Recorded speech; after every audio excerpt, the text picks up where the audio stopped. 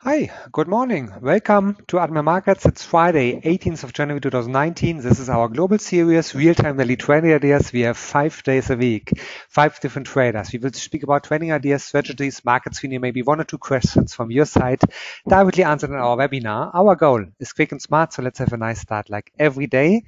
And we will start like every day with our disclaimer. Trading with financial instruments offered by Admiral Markets carries a high level of risk, which is not suitable for all investors due to their complex nature. If you are a starter, please start with a demo account and make yourself familiar with long trading, short trading, leverage trading, and your personal risk management.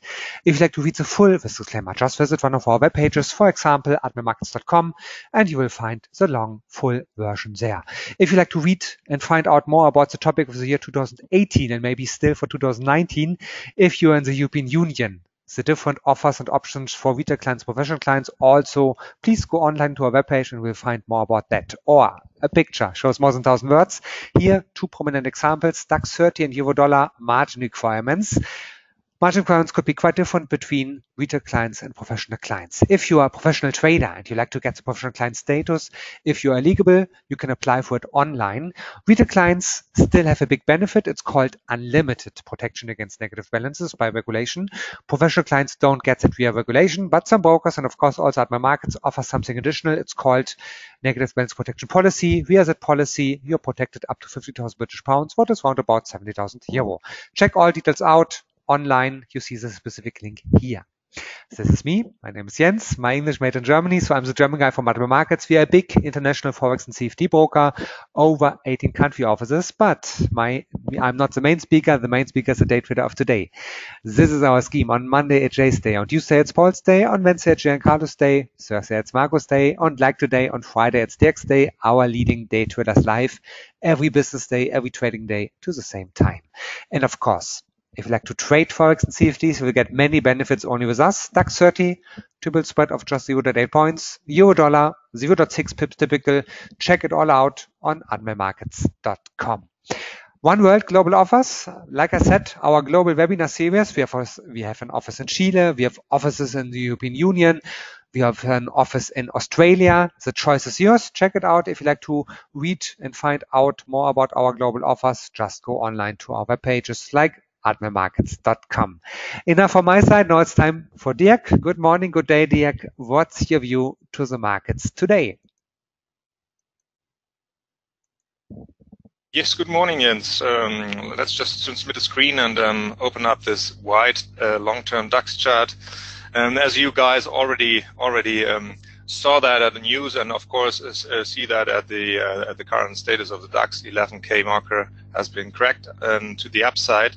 And a lot of boys out there maybe have the feeling they are gonna miss the choo-choo train to the upside. So that is the feeling that you have when you maybe went out of the market yesterday at etc. A time around 18 CT and just closed down and went to the pub and maybe didn't follow too much. And in the last 2 hours of the US markets, that story with a possible, let's say, a change between the US and China trade relations and trade conflicts pushed the markets to the upside, and even Asian markets this morning ran up quite heavily. And if you compare that to a couple of days ago, it seems like there's a big shift. And so people are, let's say, aware that they might step into the markets as well. First of all, let's say this is a very dangerous situation, because that all this kind of a new trade setup between China, US, and have been talking about reducing or even skipping all the tariffs against Chinese imports. This has not been yet presented to Mr. Trump, so that is the only thing, and that's a negative point for that one. So the market might be rocking up this day and until the end of the day. And you better be closing down and close and get out of the positions, because around the weekend something 100% to the opposite could happen. Namely that Mr. Trump said, no, that's not the way we want to negotiate, and the whole story is falling apart, and the market will do so as well. So what is going on from the technical side? Let's see what this monthly chart from the DAX will tell us, just for one perspective of Fibonacci's. Looking at the long-term Fibonacci, we will have that one here to the upside and to the downside. First of all, just screening if there is something interesting. No, this is not the way. Doing the same on the other side, from the downside to the upside, we see the last low here and the record high right here, and you see a 61.8 level at the current monthly chart, which has been tested already twice, and now winding up to the upside. Of course, these two lines you see is the moving average 100 and moving average 200. Of course, on the monthly, it's running down deep. Going back to weeklies, and let's just mark that. That other Fibonacci levels. Going back to the weekly or even to the daily perspectives. Let's just delete this one here as well. Going to the daily perspective and checking out a couple of levels, interesting levels to be cracked up.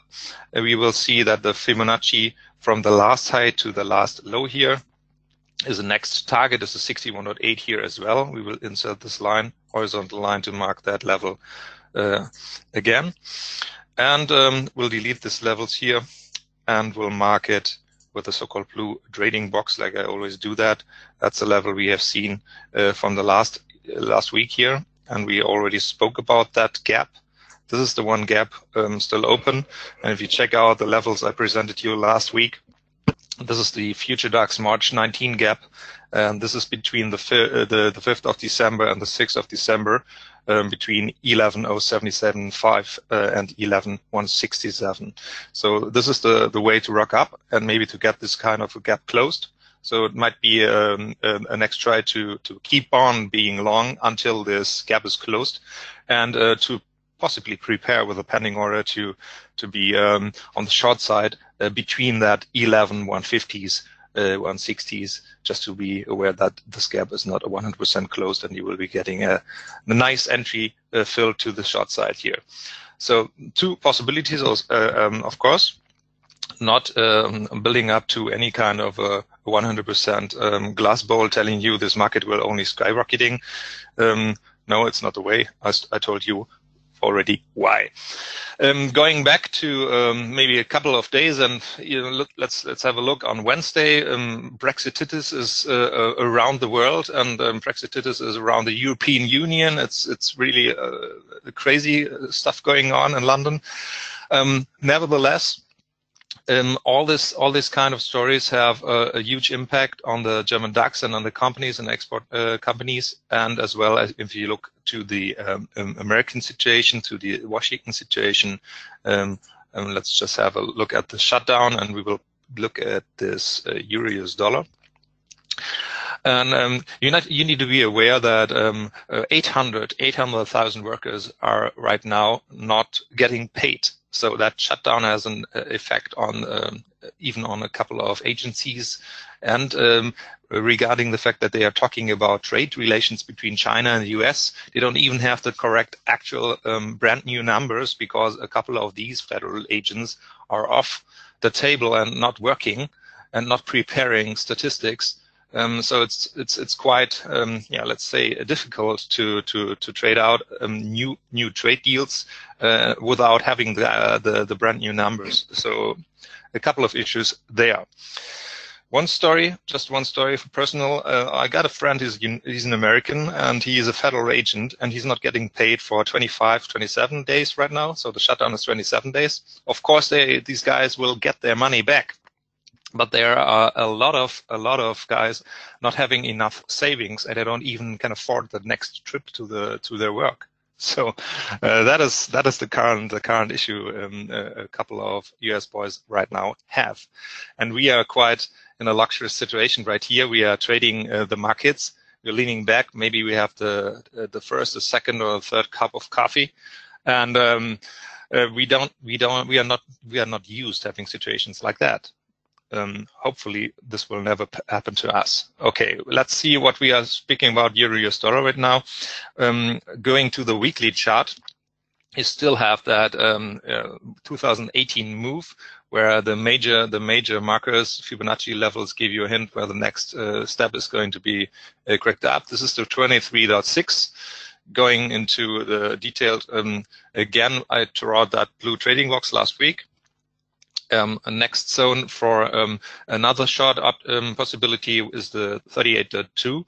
I'm still talking about short possibilities when the euro is going up the road. So that means the more it has the possibility to have a so-called relief move to the upside, it is a new invitation from the market to go short. Why? Because there's still the interest rate differentials between the euro and the US dollar. And this is the 100% thing you need to obey.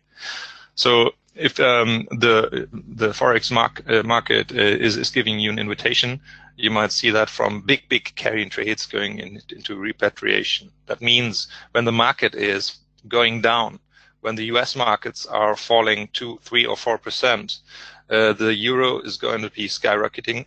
The euro is going up. Why? Because it's a financing currency. Why? Because it's 0% of interest.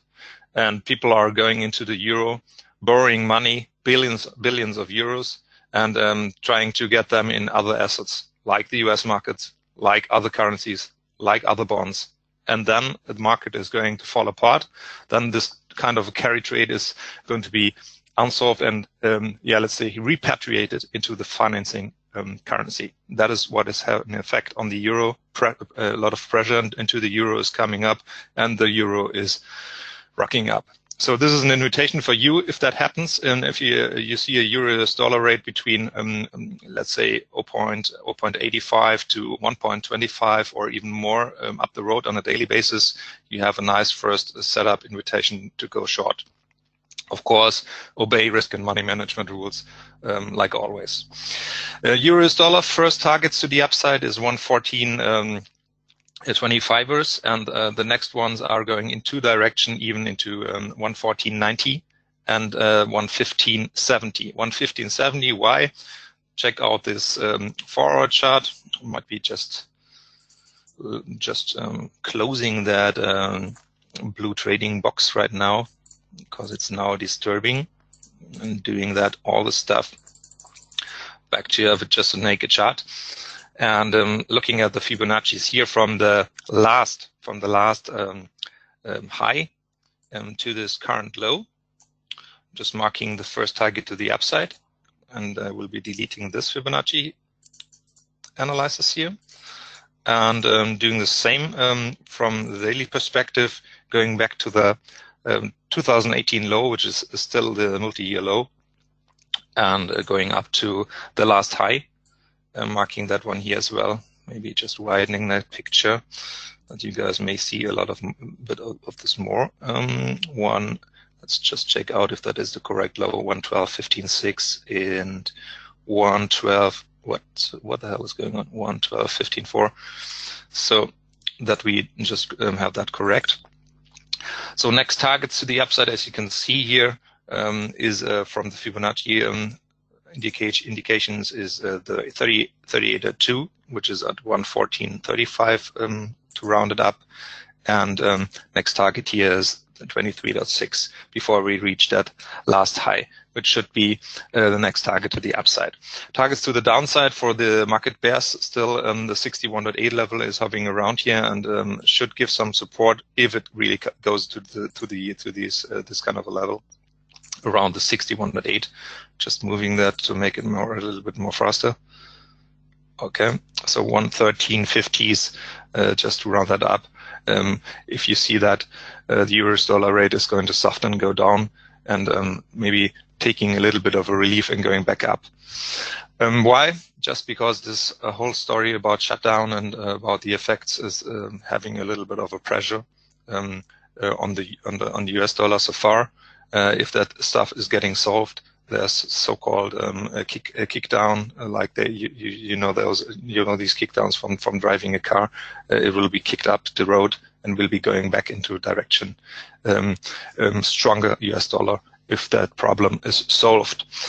All right, talking about a couple of markets, we spoke about Brent last week and a couple of weeks ago. Still the same, still rocking up. There's a so-called positive implication for oil. Why? Just having a look on the next markers so far, 64.70s and going up above 70. only if you hear about more news like the OPEC reduction policies. You might be aware that they are already speaking about that. So OPEC meeting next time will be having effect on the oil market a couple of weeks in advance. So that means you might be not 100% wrong if you step into the oil market when it gets to a little bit like a dips. So it would be something like buying on dips into oil. Why? Because of these possible OPEC reductions, on the reduction of daily productions in the OPEC nations and a couple of other non-OPEC nations like Russia will be having an effect on the world oil market, and this will push up oil. Another story why oil is going to be pushed up more is the Chinese stimulus. And right now, or let's say on Wednesday, they started pushing 89 to 90 billion of dollars liquidity into the markets just to push the Chinese economy more up the road and to get a little bit more of a stable situation around that. And this has an effect, of course, on a couple of commodities, and first of all on oil. The more ask side is being pushed from China, the more oil will go back up the road again. And why? Because China is one of the most important nations on the ask side regarding oil. What is going on with another one? It's gold. We spoke about gold. This is now dipping today. Going to a 4-hour chart to maybe see a little bit more of those possible dips and dip scenarios. We got a last low, spike low here, going into the 1276.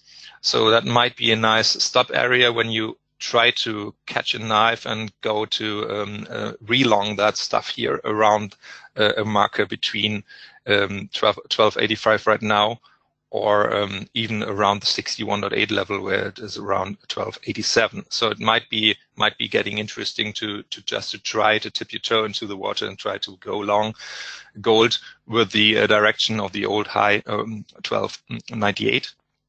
And trying to get it above the 1300 marker. The stop loss level could be around that 1276, and if you like to be a little more softer, you can reach it with 1274 just to have a $10 stop loss scenario. That means you still have to obey your risk and money management, and you still have to obey and calculate the size of your position, not to overdo it. And to be on the let's say secure side, not to be pushed down the road and to possibly delete your whole account. Never trade the whole amount of money you have, of course. Always need to say that again and again. Sometimes new buyers start with a couple of trades and later on they are scratching their heads. What is happening? The account is deleted. Going to the daily. Going to targets and going to, let's say, open up a new gold chart here, just in case we will draw some other chart technical issues in there. So let's see what the daily perspective still brings us. We have that low, that interesting low here at 1160, going up to the last high here, which is supported with a longer-term scenario here. This is another version of a trade of trading gold, longer term. Not only day trading and swing trading. Of course, you can wait and have patience until gold is maybe testing again levels of 1270s, getting close to that 23.6 level. Other way is the short-term version. Going to the 4-hour chart, doing that to a little bit more bigger. Let's see, that's working, yes. And drawing that Fibonacci from the last high here to the last low, and trying to get into this trade when the gold, getting back into a gold long trade when this one is going to the 23.6 level here. This is not 100% 100% guarantee that it's going back up the road here, but it's very close to that level I spoke about a couple of seconds ago, where I told you to have a stop loss scenario at around 1276 to 1274. So that might be a nice entry here. It's not even $10 stop loss move, but it's a little bit more, a little bit less, but it's still okay. And if you're a guy calculating so-called CRVs, so chance risk versions, it's very important to say that the chance to the upside should be a little bit bigger than the possible loss to the downside. So always obey that kind of let's say marker. Okay. Bund, we spoke about Bund long time ago. Still hovering around the 61.8, so that kind of stuff is getting really boring. We're gonna skip that one. I skipped trading the Bund the last week completely, didn't do anything. Looney getting interesting. I spoke about last week. I spoke about that a little bit of a relief to the upside back because of this big move to the downside the last weeks around the years, around the change of the year, and a possible reaction to 133.50s. If gold, if oil is still rocketing up and going back up the road more, this has an effect on the Looney as well. This has an effect on a stronger Looney. Then it will be going to get to the downside back to 61.8 level around here, 138.50s, and going down to even to crack 130. Okay, a couple of questions, Jens. Maybe a special market or some question to the German DAX. Or gold would be one of the markets, please. We spoke about gold right now. All right, and then of course the US indices, DAX, not DAX, sorry, Dow, S&P, and Nasdaq. Yes. Okay. Where is it? Hide all. Of course, show all. All right. Where is it? Dow Jones. Needless to say that we have earnings season. Needless to say that you guys obey a couple of these companies reporting, not only today, but let's see what kind of companies are reporting next week. So if you're not into the Dow Jones index trading, maybe a possible stock trader as well, buying on dips or selling on spikes into stocks, you have the possibility to do so here as well. So you can pick out your Dow Jones members, the 30 Dow Jones members, and just trade them up and down the road, of course. Regarding the fact that we have earnings season, next week we got 6 Dow Jones companies reporting. That's IBM, that's Intel, that's Johnson & Johnson, that's United Technologies, that's the Travelers companies, and what is this? Procter & Gamble. So that's 6 companies are going to be reporting. If you are into that 6 stocks or try to pick out a couple of strategies on that single stocks there as well, do so. Looking at the Dow Jones in general, looking at the high, of course, and to the last low here, you're going to see the same stuff going on, moving into the direction of that 61.8 level here, which is a nice area to be still long and to reach that kind of area and to plan a first short scenario, which is very close to that 25K level. Very dangerous being short around those psychological levels. Needless to say that a couple of systems are still trying to get there and to just having something like a short squeeze to the upside there as well, just to kick out a couple of boys being with stop loss levels around those psycho levels. And it's maybe interesting to be short between 25 or 24.98 and 25.100. So a little bit more room. I'm speaking about more room for a couple of day traders or scalpers. That sounds ridiculous, of course, but for swing traders, it's not ridiculous at all. So some trades need some room, not even on indices as well, like currencies. You will be scratching your heads and wondering how big sometimes stop loss areas for a couple of currencies and a couple of indices at institutions are. Okay, to the downside here. This level of 38.2 and 23.6 are the next levels to take down. And why we should get there or why we possibly get there is the only reason the theory. So far, it's a theory. We are operating with theories because we don't have Merlin's glass ball. We are operating with that theory that it might be getting bumpy on Monday again, cause over the weekend, around the weekend, maybe all this kind of let's say new trade relations story and new trade relations strategy from Mr. Finance Minister, U.S. Finance Minister Mnuchin, reached Trump's desk, and he's not happy with that, and so the market will be going down, back down again. So that would be a strategy, or let's say a theory falling through. So still trying to be long until this 25K marker, or very close to that, and drawing that shapes into that direction where we had the first targets to the upside for the bulls and the first scenarios for new short setups. All right, market watch again. And speaking about the NASDAQ, we'll be opening that one here as well, because this is the same story here.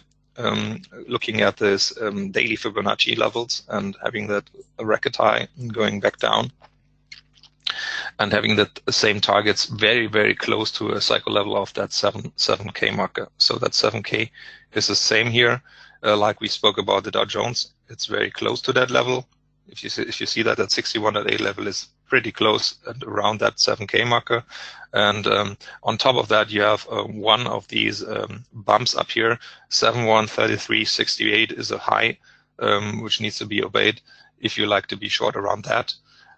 Other way around, it's a possible target to the upside for still being bullish. Netflix reported a couple of Nasdaq stocks reporting.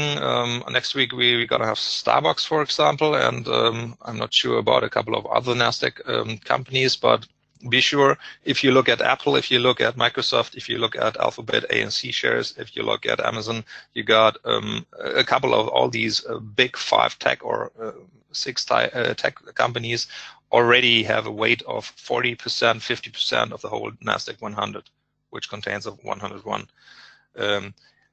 titles right now. So that has a huge effect what these big tech companies do.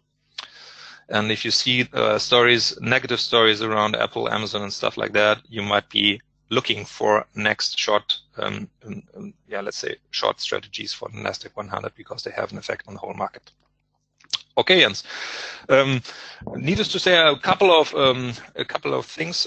Let's see what is going on with this gap story. And just to remind you guys, I'll give that for you for the last minute because the time is our limit. We have to come to the end. I already say now thank you and have a nice day. Tomorrow another day, but tomorrow is weekend. So next live webinar from Admiral Markets on Monday with Jay Medro. The news and the market events may be still not stopped around UK and Brexit. So maybe the plan B from Prime Minister Theresa May can make something on the markets or maybe not. Let's see. Thrilling times still the next days around Brexit. What's going on? That's from my side. And if you'd like to see and watch that again in a couple of hours, it will be available on our YouTube channel. Just go to youtube.com/AdmiralMarketsFX. The last minute from Dirk. See you. Thank you. Bye-bye. Yeah, I just forgot about some issues on the DAX today. We have the small witching at the Eurex that is taking place. Interesting for DAX options and single stocks, and these going to be expiring today. Depends what kind of indices and options, of course, you trade. It depends, and it should be interesting between 12 and 13 CT today. Just that is the date they are expiring. And again, reminding you guys that we have this gap to the upside, and this gap is closed at 11,167. So this is a nice level to watch. Hopefully, even if it's not working today, it should be interesting to watch that level to be prepared for a bigger short setup as well. All right. Thank you, guys. And as Jens already said, if you like to watch that stuff again, you will be able to do so at the YouTube channel from Admiral Markets in a couple of hours. Thank you. Have a happy weekend. Relax. And of course, before that, good trades. Thank you. Bye.